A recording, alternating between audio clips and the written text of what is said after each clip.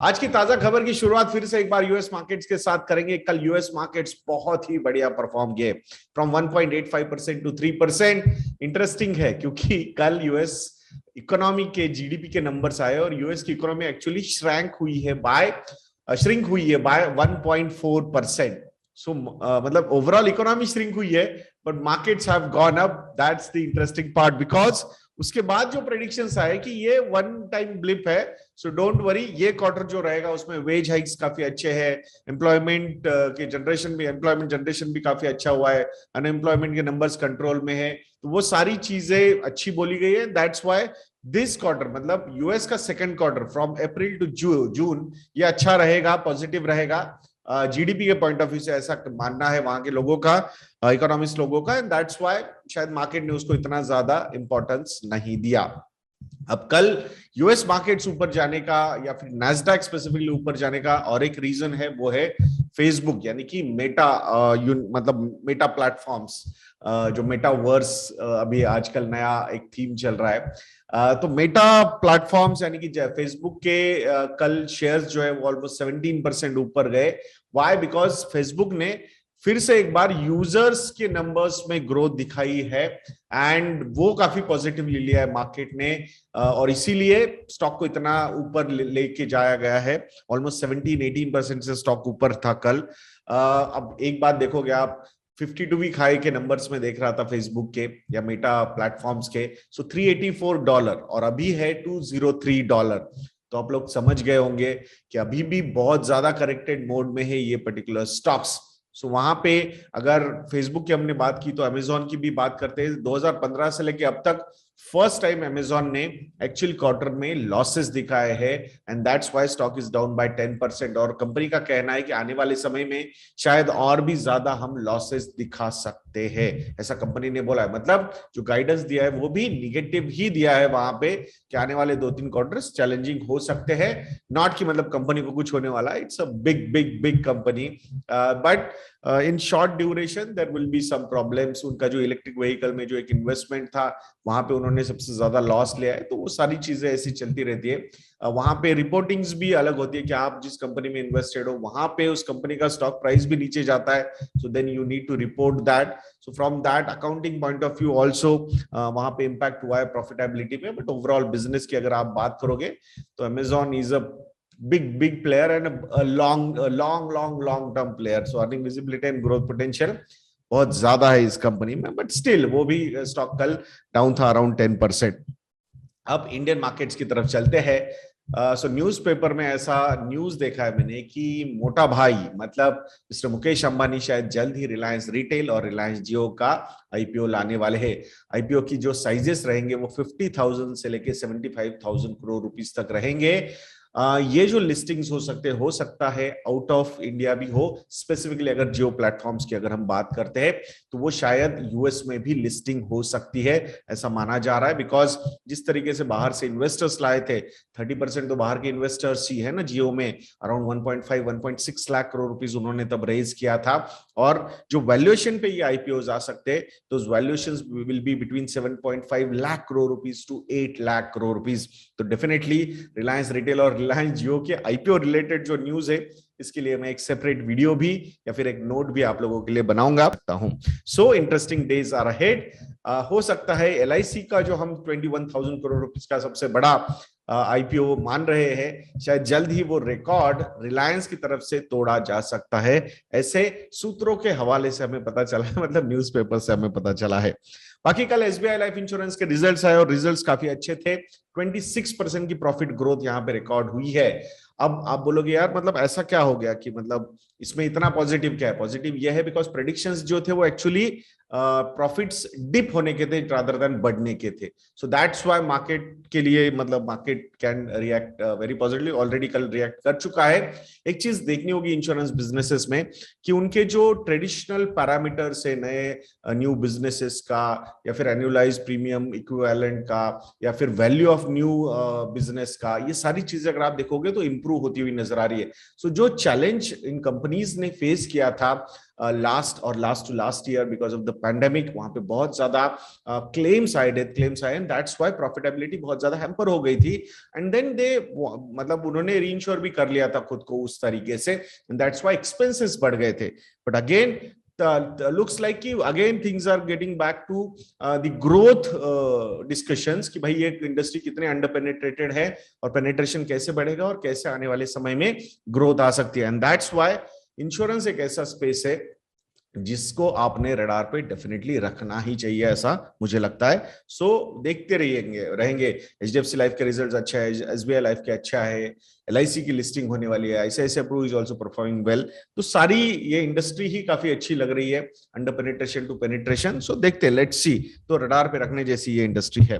Tata Motors ने का M है इन FY23 वो 80,000 यानी कि 80,000 इलेक्ट्रिक व्हीकल्स बिल्ड करना चाहते। कितना? 80,000। अब कंपनी ने अभी तक उसको रिएक्ट नहीं किया, रिपोर्ट ने से ऐसा, मतलब यहाँ पे भी सूत्रों के हवाले से चीजें पता चली, बट नॉर्मली ये जो चीजें होती है ना, ये बहुत ज्यादा मतलब ऑन ट्रैक होती है। सो डोंट टेक इट कि अरे ये तो कुछ मतलब नहीं है। सो आई थिंक कंपनी ने पहले भी बोला है कि they have ambitious plans with their electric vehicle unit. So यहाँ पे अगर हम FY22 के नंबर्स देखेंगे कि कितनी गाड़ियां इन्होंने प्रोड्यूस की थी इलेक्ट्रिक व्हीकल्स, तो that number was 19,000। and in their speeches also, interviews also, they have said we are looking at multiplying these numbers in coming years. So that's what I think it is on right track. So already 90% का market share electric vehicle sale में Tata Motors का है. It is not going to be the same in coming years, but still a dominant position, market leader position इस company के साथ रह सकती है, because बाकी कंपनीज के प्लान्स, एग्जीक्यूशंस अगर हमने देखे तो वो बहुत लेट नजर आ रहे हैं। दैट्स व्हाई एक बहुत ही बढ़िया early mover advantage Tata Motors ने यहाँ पे लिया हुआ है। सो देखते हैं, लेट्स सी। गुड, मेरे हिसाब से तो ये काफी अच्छा मूव रहेगा कंपनी की तरफ से। अब थोड़ा सा इकोनॉमी के पॉइंट ऑफ व्यू से बात करेंगे तो इंडिया का जो फर्टिलाइजर सब्सिडी है वो 55% से इस साल बढ़ सकता है to record levels of 2.50 lakh crore rupees. कितना? 2,50,000 करोड़ रुपीस का ये सब्सिडी बिल हो सकता है। I think this is the requirement of India currently. जो चीज हमने श्रीलंका में होती हुई देखी है कि कैसा मिसमैनेजमेंट हुआ। सो जहां इंडिया जैसी कंट्री, इतना बड़ा पॉपुलेशन है, 70% of the population is depending on farm income, या फिर वो फार्मर्स है। तो ये चीज समझना बहुत जरूरी है कि यहाँ पे कुछ भी चीज गलत नहीं होनी चाहिए, क्योंकि उसका जो कैस्केडिंग इंपैक्ट होता है बहुत ही खराब होता है। And it's not only limited to rural areas, it will be, the cascading impact will be much bigger in the urban areas अगर यहाँ पे फार्म इंडस्ट्री को अच्छी तरीके से सपोर्ट नहीं किया गया। सो आई थिंक जो भी हमारे टैक्सेस वगैरह बढ़े हैं, अगर ये पर्टिकुलर चीज इस तरफ डाइवर्ट हो रही है तो I think we should feel good about it. I am not suggesting कि अरे टैक्स हाई हुए तो आप पेट्रोल और डीजल के प्राइसेस बढ़ाते ही जाओ। No, I am in favour of reducing the prices completely, no doubt about that कि जो एक्स्ट्रा बेनिफिट्स मिले तो गवर्नमेंट ने उसको पास ऑन करना ही चाहिए, रादर देन जो तू मैं चल रही है। So I think it should be stopped and the actions should be taken. बाकी इंडिया की जो पीक पावर डिमांड है वो 204 गीगावाट्स तक जा चुकी है ऑन थर्सडे। कितना? 204 गीगावाट्स। कुछ दिन पहले हमने बात की थी, so that number was 201 gigawatts. तो अभी ये with in 2-3 days it is at 204 gigawatts की डिमांड है ऑन थर्सडे। तो आप समझ रहे हो, मैंने जो पहले आपको एक रिक्वेस्ट की थी कि हीट वेव काफी ज्यादा है इंडिया में, so please take care of yourself, क्योंकि आई थिंक इतनी पावर डिमांड और आने वाले, लास्ट टाइम जब हम, मतलब लास्ट ईयर सेम टाइम पे अराउंड 180-184 गीगावाट्स की डिमांड थी। तो आप समझ रहे हो कि demand is up by almost 20 gigawatts compare to last year. So इसीलिए please take care of yourself. और ये एक अपॉर्चुनिटी है definitely green energy and all those businesses के लिए, बट अभी I think we need to survive through these difficult times, ये हमने याद रखना है। बाकी एक्सिस बैंक के भी कल रिजल्ट्स आए, Q4 के रिजल्ट्स आए, net profit is up bye 54%, net interest income is also up by 17%। तो यहाँ पे ओवरऑल बैंकिंग इंडस्ट्री आप देखोगे, आईसीआईसीआई बैंक, कोटक का तो अभी तक आया नहीं, एक्सिस बैंक या फिर HDFC bank, numbers are very good, उनके एनपीएस कंट्रोल में आ रहे हैं, प्रोविजनिंग के नंबर्स भी कम हो रहे हैं। सो ऑल इवन एनबीएफसीज में बजाज फाइनेंस के भी रिजल्ट्स हमने देखे, तो मार्केट ने उसको थोड़ा अलग तरीके से बताया है, but I still feel the results are good in line, the asset quality is improving, that's the most important part। आजकल हम देख रहे हैं सारे ये fintech companies are trying to become NBFCs, तो यहाँ पे रिस्क मैनेजमेंट ये कितना इंपॉर्टेंट पार्ट है, ये हमें ये बड़ी कंपनीज, बैंक्स और एनबीएफसीज बता रही है। तो मुझे लगता है कि जो लोग ऑलरेडी परफॉर्म कर रहे हैं, those people who know that game, हम सिर्फ फिनटेक के नाम पे, ultimately everybody wants to be an NBFC. So इसमें I would like to stick to the existing NBFCs which are doing the business really well and they have very strong customer franchise also। 4-5 crore customers है अगर NBFCs के पास Bajaj finance की, तो आप समझ सकते हो cross sell ratio of 60 to 70%। So what I mean to say is कि ये जो ट्रेडिशनल प्लेयर्स है, जहां पे बहुत ज्यादा इनको डिस्काउंट किया जा रहा है कि नहीं नहीं ये तो टेक्नोलॉजी नहीं समझेंगे, believe me they are on right track to adopt the technology. I will not be surprised, lot of acquisitions of these fintech players will happen from these traditional players and things will merge, so collaboration is the future rather than competition, ऐसा मुझे लगता है। बाकी इन्फोएज के funds में, 3 funds में Temasek, ये जो सिंगापुर की कंपनी है, मतलब गवर्नमेंट बैक्ड कंपनी है, प्राइवेट इक्विटी फर्म, सो वो $162.5 मिलियन इन्वेस्ट करने वाले हैं in Info Edge funds manage, 3 funds managed, owned and managed by Info Edge India limited. So startups में इन्वेस्टमेंट्स करने के लिए हमें बहुत बार इच्छा होती है कि यार मुझे स्टार्टअप में इन्वेस्टमेंट करना है, बहुत ग्रोथ है, जिस तरीके से मल्टीप्लिकेशन होते हैं, वैल्यूएशंस के and all those things, but accessibility नहीं है, या फिर हमारी वो कैपेसिटी या कैपेबिलिटी भी नहीं है कि उतना एनालाइज करे और फिर वहां पे बड़ा कॉल इन्वेस्टमेंट का ले।